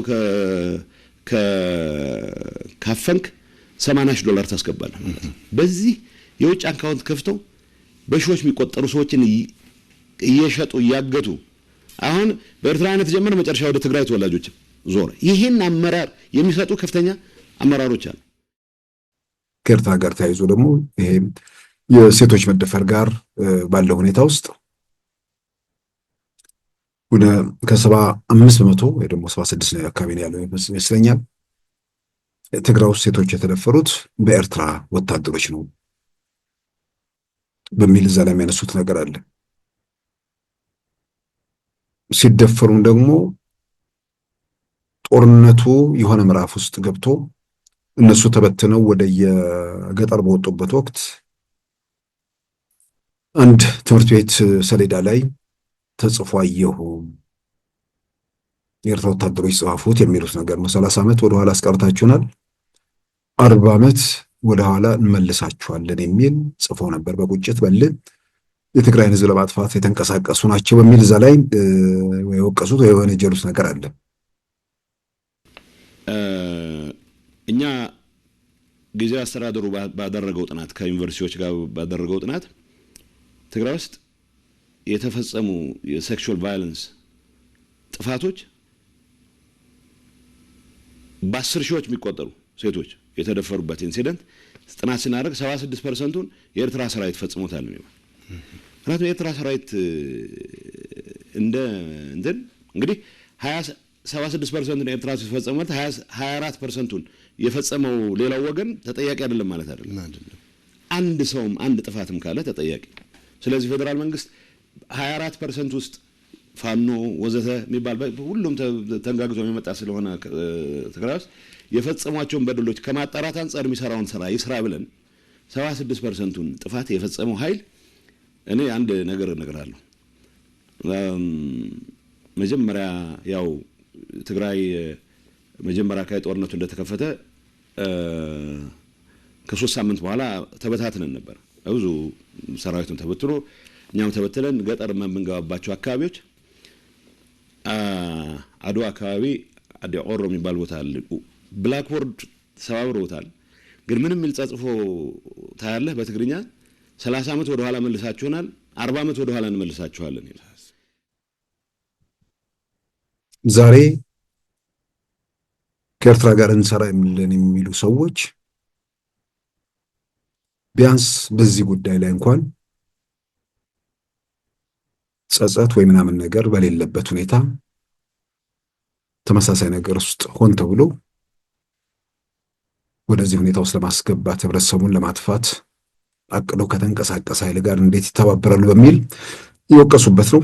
በሌላም በኩል ከነፋኖ ከኤርትራ እንደዚህ ጋር እንተባበራለን የሚልም ነገር ያነሳሉ ብለው ፋኖና እኮ የኤርትራ መንግስት እኮ ከኢትዮጵያ መንግስት ጋር እኮ የተጣሉት ትግራይ ውስጥ ያለው ነገር እኮ በኃይል ለምን አላለቀም ብለው ነው።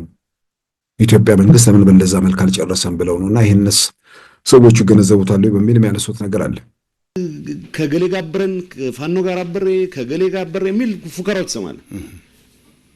ያችን የክራይ ኔትወርክ የማስቀጠል ፍላጎት እንጂ የፋኖ አጀንዳ ከትግራይ ህዝብ አጀንዳ ጋር ምን ያክል ይገናኛል ብሎ ተንትኖም አይደለም፣ ውሸት ነው።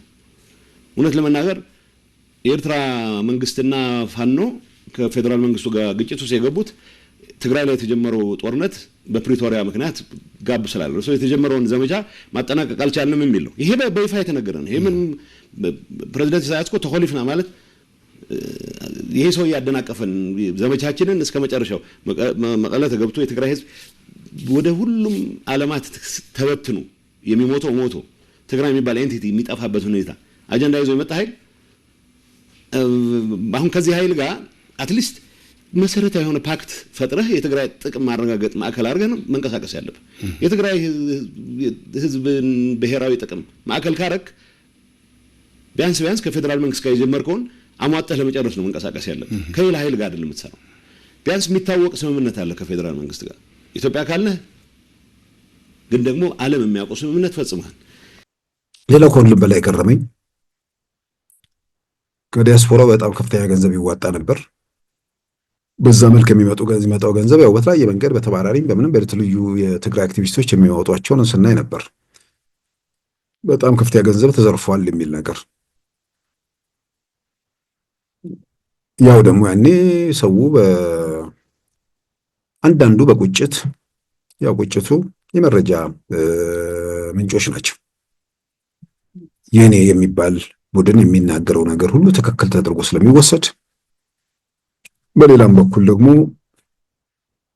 ህወሓት ተመልሶ ወደ ማዕከላዊ መንግስቱ ስልጣን ሊመለስ ነው የሚል ተስፋ በማድረግ አንዳንዱ በቁጭት ባለው መረጃ ላይ ተመርኩዞ ህብረት ህዝቤን ልታደግ ብሎ ድጋፍ ያደረገ መኖሩ የሚያጠራጥር ነገር አይደለም። በሌላ በኩልም ህወሓት ወደ ቤተ መንግስት እየተቃረበ ነውና አሁን ድጋፍ ካደረኩ ያው እንደ ልማዳቸው ወደ ዘረፋ ሲገቡ የሚያልሱኝ ነገር ይኖራል ብሎ አሁን የሰማነው አውስትራሊያ አካባቢ መኖሪያ ቤቱን ሸጦ ህወሓት ላይ የደገፈ ሰው አለ።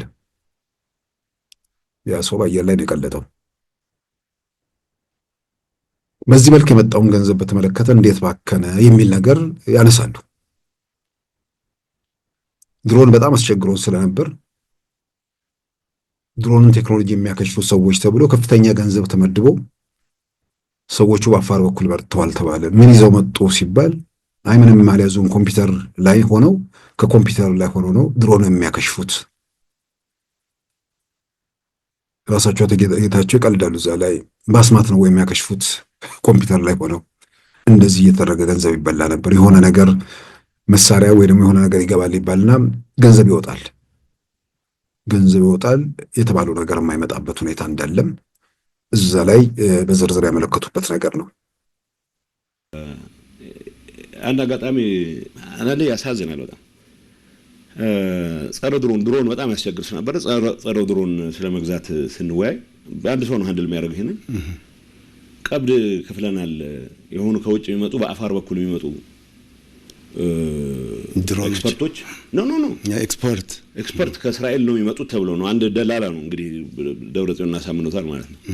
ስለዚህ ቀብድ ከፍለናል 1.4 ሚሊዮን ይበል ወዘተ ይበል እና በአፋር በኩል ይገቡና ኮምፒውተራቸውን ይዘው ድሮን ሲመጣ መጣል የሚችሉ አሁን ይሄ ወይ ድንቆላ መሆን አለበት። እኔ ድሮን ቴክኖሎጂ በሚመለከት ለማንበብ ጸረ ድሮን ሞክሬያለሁ። እንደዚህ አይነት ማጂክ የለም፣ ግን ተከፍሏል። የትግራይ ዲያስፖራ የሰበሰበው ገንዘብ ነው። ሌላ ዝርዝር ራዲዮ ልግዛ ብሎ የተሰወራለ፣ አውሮፕላን አከራያችኋለሁ ብሎ ቀብድ ወስዶ የተሰወራለ። ይሄ ሁሉ ገንዘብ የት ነው የገባው ብለህ ብትጠይቅ ይሄ ኔትወርክ እኔ ፕሬዝዳንት ሆኜ ይሄን መቋጠር የተገባኝ እኔ ትእዛዝ ሰጥቼ ምንም በኔ ስም በመንግስት ስም ገንዘብ እንዳይወጣ ብዬ፣ ግን ያ ኔትወርክ በራሱ ጊዜ እያዘዘ ሌሎች ነገሮችን ይፈጽማል። በዚህ በዲያስፖራ ዲያስፖራው ከልቡ ትግራይን የሚወድ ከልቡ የትግራይን ሁሉ አረጋግጣለሁ ብሎ የተንቀሳቀሰ ኃይል ነው። የኃይል የሰበሰበው ገንዘብ የት ዋለ ብሎ መጠየቅ መቻል አለበት። እኔ እንዳልኩ ይሄ ክሪሚናል ኔትወርክ መፍረስ አለበት ብዬ ስለማምን አሁን እዚህ ላይ ምን ለማመጥበት ጊዜ የለም። የውሸት አንድነት ለማስቀጠል ብዬ የትግራይን ህዝብ ያስከፈልኩትን ዋጋ ቃለሁ በአማርኛም በእንግሊዝኛም በትግርኛም ነው። ይሄንን መጋለጥ ያለበት ይሄ ኔትወርክ አሁንም የተገኘችውን ፈረንካ ለጥፋት ማስፈጸሚያ ነው ከመዋል ውጪ ሌላ ዓላማ የለውም፣ ሌላ ፍላጎት የለውም። ሰፋ ያሉ በርካታ ጉዳዮች ተዳሰሱበት። ቀደም ሲል መግቢያ ላይ እንዳልኩት ሚስጥር አይደለም። ሚስጥር ዘመን አለው፣ ሚስጥር ጊዜ አለው። ከሚስጥር አንጻር ዝም ብሎ አሁን ለምንድን ነው የዶክተር ደብረጽዮን ደጋፊ ያው ዝም ብሎ ከምክንያት ጋር የተፋታ ስለሆነ ያው ደግሞ የዘር ፖለቲካ በጣም በጣም በጣም መጥፎ ሄዶ ሰፈራቸው ወርደዋል። አሁን ዝም ብሎ ሰልፍ ላይ ሰንትኑ ላይ ምንድነው መረጃዎችን ስናይ በሚዲያው ምናምን የሚደግፉ ሲባል የዚህ አካባቢ ሰዎች ናቸው። በጣም በጣም ያሳፍር እኮ ነገር ነው። እና ሚስጥር አይመስለኝም። ሚስጥር ዘመን አለው፣ ሚስጥር ጊዜ ያለው። ሚስጥር በመውጣቱ ተይዞ የሚመጡ ጉዳቶች ሲኖሩ ነው። ያ የምስጢርነቱ ዘመን አክትሞ ጦርነቱ ከጦርነቱ ወጥቶ ሌላ ምዕራፍ ውስጥ ተገብቶ ባለበት ሁኔታ ነው። በጦርነቱ ውስጥ ማለፋቸውን በጦርነቱ ውስጥ ባደረጉት አስተዋጽኦ ጸጸት እንደሌለባቸው የገለጹበት ሁኔታ አለ። ያ ከምር ዛሬም የሚያምኑበት ነው ወይስ በአንድ ጊዜ ሁሉንም ነገር ሲሰጥ ኦቨርዶዝ እንዳይሆንና ብዙ ነገር እጠቅማለሁ ያልከው ነገር ጉዳት እንዳያመጣ ጥንቃቄ ሊያስፈልግ ይችላል። ስለዚህ ብዙ ሲውል ሲያደር ደግሞ ለመናገር ከምንም በላይ ለኢትዮጵያ በአጠቃላይ የሚጠቅመው ለጦርነቱ ውስጥ ለምን ገባን እሱ ሂደቱ በደንብ በብዙ የሚገልጸው የሚያስረዳቸው ነገሮች አሉ። ከዛ በላይ ግን ሂደቱ ውስጥ ዋና ተዋናይ የሆኑ ሰዎች ራሳቸው የሚሰጧቸው ምስክርነቶች በተለይ በመጽሐፍ ረገድ የሚወጡ ነገሮች ቢኖሩ በብዙ መልኩ ህብረተሰቡ መጥቀም ይቻላል። ህወሓት በይፋ ከመሰረዙ ጋር ተያይዞ እንግዲህ ነገሮችን በደንብ ይገመግማሉ፣ ያነባሉ፣ ያጤናሉ ወይ የሚለውን በተመለከተ ነገሮችን ወደኋላ ተመልሶ አቶ ጌታቸው ከሰጡት መግለጫ ላይም ተመርኩዞ ይሄ ቡድን ምን አይነት ቡድን ነው የሚለውን የበለጠ ለመረዳት የሚያስችል ይመስለኛል። ግምገማችን ይላሉ በግልጽ ነው ያስቀመጡት። በእኛ ግምገማ ስልጣን ላይ ያለው የጠቅላይ ሚኒስትር አብይ መንግስት 3 ወር በላይ አይቆይም የሚል ድምዳሜ ላይ ደርሰን ነበር ይላሉ። አሁን ተጨማሪ 4 ዓመት የቆየው ማለት ነው እኮ ነው። እኔ አሁን ትንታኔያቸውን ስለማቅ እኮ ነው። ቅርብ ጊዜ እኮ ነው የተለያየ ነው ትንታኔው ላይ የኦሮሚያ አርሶ አደሮች ስንዴ ላኩ እየተባሉ ስለሆነ ማመጻቸው አይቀርም፣ ስለዚህ መንግስት መውደቂያው ቅርብ ነው የሚል ትንታኔ የሚተነትን አመራር እኮ ነው። ምክንያቱም እንዴት ኤክስፖርት እናደርጋለን ብለው የኦሮሚያ ገበሬዎች ስለሚያመጹ ይሄ ማለት ዝም ብለህ ማሰብ ትችላለህ፣ ግን እንደ ፖለቲካ ትንታኔ የመጨረሻ ቀሽም ትንታኔ ነው። በዚህ ላይ ተመስርቼ የትግራይን ወጣት ለመስዋዕትነት ዳርጌ 4 ኪሎ ድንገት ሊገባ የሚችልበት እድል አለ ብሎ የሚያምን እኮ ነው። ይሄን ነው እየነገርኩ ያለው። አብሬያቸው እኮ ነበርኩ። 2012 የነበረን ትንታኔ ምን እንደሆነ እኮ በግልጽ መነጋገር አለብን። ማዕከላዊ ኮሚቴ አባላት አለሁን ስራ አስፈጻሚ ያደርጓቸው በይፋ ቻሌንጅ አደረጉን። ሁሉንም ታውቃላችሁ እያለን እናንተ ይዛችሁ ልትጠፉ ነው ያሉን። ጎበዝ ልጆች ናቸው። አሁን ከኔ የተለየ አቋም ነው ያላቸው፣ ግን ቻሌንጅ አደረጉ። ምክንያቱም በእኛ እምነት 3 ወር አይቆይም ብለን አሰብን። የኢትዮጵያ መንግስት ሁሉ ሁኔታዎች ሁሉ ተባለ ብሔር ብሔረሰብ ያመጻል። ስለዚህ የምናረጋው ይሄም የተሳሳተ ትንታኔ የያዘ የመጣ ግን አንድም ያቋም ለውጥ ያላረገ ግን ወርዶ ጥቂት 2 እና 3 ሰዎች ብቻ ያቀሩት ኢንተርፕራይዝ እኮ ነው። እነሱ ከመተኮሳቸው በፊት ባሉት ቀናት የነወሰነው ቢሆን እንኳን ተጨማሪ 4 ዓመት ስልጣን ላይ መቆየት ብቻ ሳይሆን ያው ግርግሩ ምን ሁሉ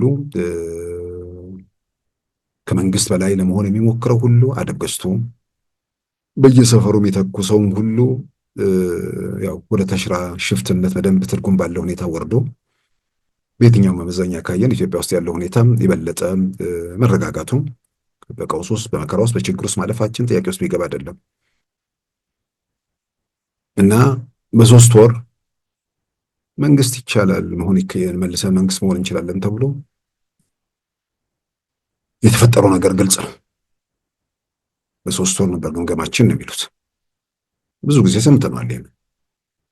ያው ዛሬ ዋናው ባለቤቶቹ አንዱ አቶ ጌታቸው በይፋ ስለተናገሩት ነው።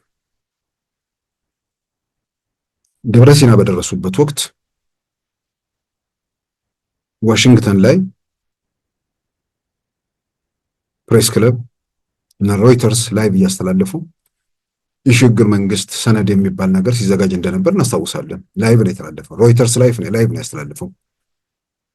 ዛሬ ላይ አንዳንድ ሰው ወደኋላ ተመልሶ ኢትዮጵያ እንዴት አይነት አደጋዎች እንደተሻገረች የመዘንጋት ነገር ካልሆነ እኮ የዛን ጊዜ የደብረ ሲና በተደረሰበት ወቅት ኢትዮጵያ ውስጥ የውጭ ዜጎች እንዲወጡ የሚደረገው ግፊት፣ በሌላ በኩል ደግሞ ዋሽንግተን ዲሲ ከነጩ ቤተ መንግስት አቅራቢያ እንደውም ጎረቤት ማለት እንችላለን፣ በወፍ በረር ከታየ ከ50 ሜትር ይበልጣል። ፕሬስ ክለብ ውስጥ ቁጭ ብለው ስለ ሽግግር መንግስት ሲያወሩ ነበር እና አምባሳደር ብርሃነ ገብረ ክርስቶስ ከቲፒኤልኤፍ አስተባባሪ ሆነው ማለት ነው።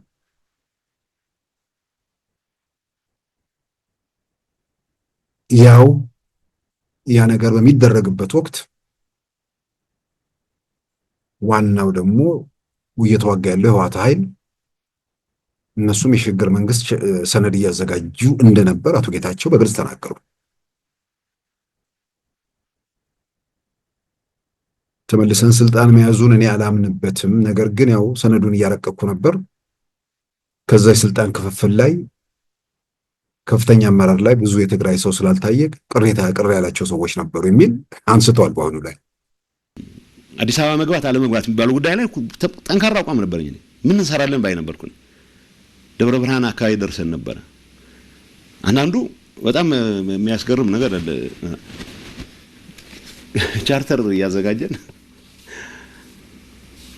ቻርተር አዘጋጅተን እስኪ ጊዜያዊ መንግስት ስናቋቁም ማለት ነው እኛ ከቻርተሩን ከሚጽፉት ውስጥ ነበርኩ ነኝ። ከዛ የብሔር ስብጥር የከፍተኛ ኃላፊዎችን አድርገን የሆነ የትግራይ ሰው በከፍተኛ ደረጃ የሌለበት አድርጌ መጣሁ። እንዴት እንደዚህ ታደርጋለህ? ምን ይሰራልናል ከዚህ በኋላ ቲፒኤልኤፍ ምን ይሰራለታል የሚል ነው ሀሳቡ። እሱ አልሆነም። ለማንኛውም ያኔ አዲስ አበባ መግባት ስላልፈለግን ነው የተመለሰው የሚባለው ነገር እንደነበር እናስታውሳለን። ከደብረ ሲና በኋላ ወደ ኋላ የነበረው ርቀት ብዙ የምናስታውሳቸው ነገሮች ናቸው። ስለዚህ የሽግግር መንግስት፣ የሽግግር ቻርተር፣ መንግስት በ3 ወር መውደቅ፣ እነዚህ ነገሮች ሁሉ በደንብ የቀደመው ብዙ ጊዜ የምናነሳቸው ጉዳዩን በሰላም በውይይት በንግግር ለመጨረስ ያሉ እድሎችን በአደባባይ ሁላችንም የምናውቀው፣ በዚህ በዲጂታሉ ዓለም ደግሞ ሁሉም ነገር መረጃ ባህር ውስጥ ስላለ ሪሰርች ለመስራት የተሟላ ነገር ለማግኘት ዛሬ ላይ ሳይሆን ከዚህ በኋላም ለብዙ ሰዎች ቀላል ነው።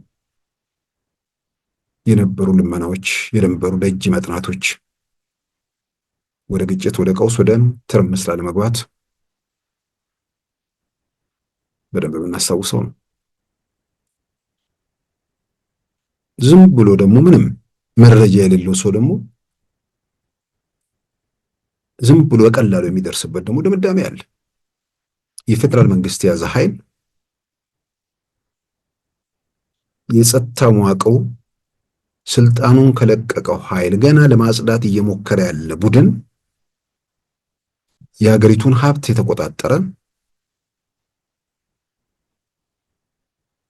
መሽቶ በነጋ ቁጥር ኃይሉ አቅሙ እየተጠናከረ የሚሄድ ማዕከላዊ መንግስቱን የለቀቀው ኃይል ደግሞ መሽቶ በነጋ ቁጥር እየተዳከመ የሚሄድበት ከፌደራል መንግስት አንጻር በሆነበት ለምን ብሎ ምን ፈልጎ የቲፒኤልኤፍ መዋቅር በኢትዮጵያ የጸጥታ መዋቅሮች ውስጥ በደንብ ባለበት ሁኔታ ውስጥ ለምን ውጊያ ውስጥ ይገባል? ምን ማሳካት ይፈልጋል? የመጀመሪያው አቅም ቢኖረውስ ምንድን ነው የሚፈልገው? ስልጣን ለቆ ትግራይ ውስጥ የተቀመጠን ኃይል ምን ፈልጎ? በሁለተኛ ደረጃ እንዳልኩት የጸጥታ መዋቅሩ በቲፒኤልኤፍ ነፃ ባልወጣበት ሁኔታ ውስጥ ራሱን ባላጠናከረበት ሁኔታ ውስጥ የሰሜን ዕዝ ሰራዊት እንዳይወጣ የከለከለ ኃይል ባለበት፣ አብዛኛው ሀገሪቱ መሳሪያ እዛ ባለበት፣ ሚሳኤሎችና ሮኬቶች በተከማቹበት፣ የተቀበሩ መሳሪያዎችም በነበሩበት እንዴት ብሎ ውጊያ ውስጥ ይገባል? በቆየ በምሽቱ በነጋ ቁጥር የጸጥታ መዋቅሩን የማጥራት በሆነ መንገድ ደግሞ መሳሪያዎቹን የኢትዮጵያ ምንድነው የሰሜን ዕዝን ሙሉ ሙሉ ወደ ራሱ ለማድረግ ጥረቶች የሚያደርግበት ሁኔታ ይፈጠራል እንጂ ወደ ግጭት ወደ ቀውስ የሚገባበት ምክንያት መረጃ ሳይኖር ማንም ሰው አይኑን ገልጦ ካየ ከገመገመ የሚደርስበት ድምዳሜ ይሄ ነው። ከዛ በኋላ ጦርነቱ ከተጀመሩ በኋላ ማዕት ነገሮች ተፈጥረዋል።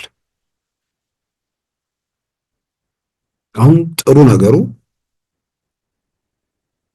ነገሩ የኢትዮጵያ ፖለቲካ ውስጥ በጣም አስቸጋሪ በየመንደሩና በየሰፈሩ ስለተኮለኮለ አብዛኛው የሚለው እንኳን የሚገልጸው አይመስለኝም። ማለትም ይሄ ድምፁን የሚያሰማው ወገን በአብዛኛው በዛ መልክ የተኮለኮለ ስለሆነ ፖለቲካው የሚቃኘው ሁሉም የተበዳይነት ስሜት፣ ሁሉም ተበዳይ ደግሞ የችግሩ ባለቤት የችግሩ ምንጭ የኔ የሚሉት የነሱ ነፃ አውጪ መሆኑን ባለመገንዘብ ሁሉም ደግሞ የችግሩን ምንጭ ወደ መንግስት የመውሰድ ነገር ይታያል። ይሄ እንግዲህ አንድ ሰው ጊዜውን በምናምን ባልባሌ ምናምን እያጠፋ ካልሆነ ወይ ደግሞ ሁልጊዜ የሚስማማውን የሚመኘውን ነገር እያወራ የሚውል ካልሆነ እግዚአብሔር በሰጠው አእምሮ ነገሮችን ላፍታቶ ለሚያይ ሰው ለምን እንዴት በምን ሁኔታ ውስጥ እየደረስን የሚለው በአብዛኛው ግልጽ ነው። ይህን አሁን መልሼ ማነሳው አቶ ጌታቸው አንዳንድ ነጥቦችን ከዚህ ጋር የተያዙ ጉዳዮችን ስላነሱ ብቻ ሳይሆን የቲፒኤልኤፍ የህዝባዊ ወያነ ሓርነት ትግራይ ህወሓት ህልውና በኢትዮጵያ ብሔራዊ ምርጫ ቦርድ ውሳኔ መሰረት አክትሟል።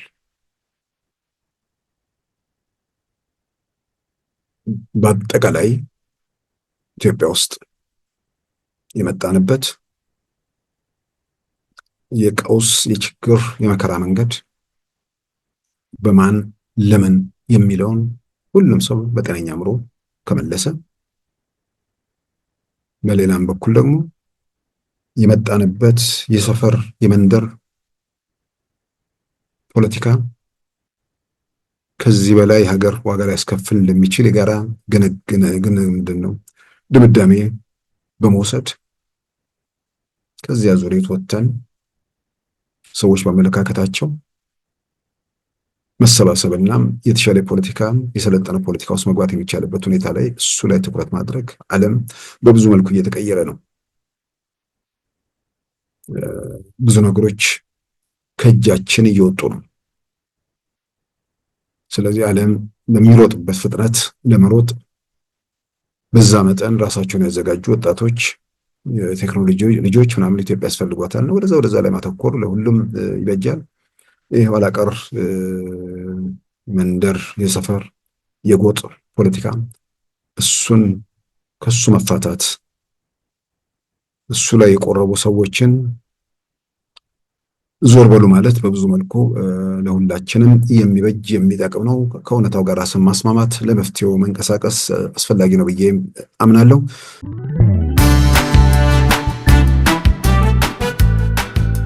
ሉዓላዊ ሚዲያን ይደግፉ።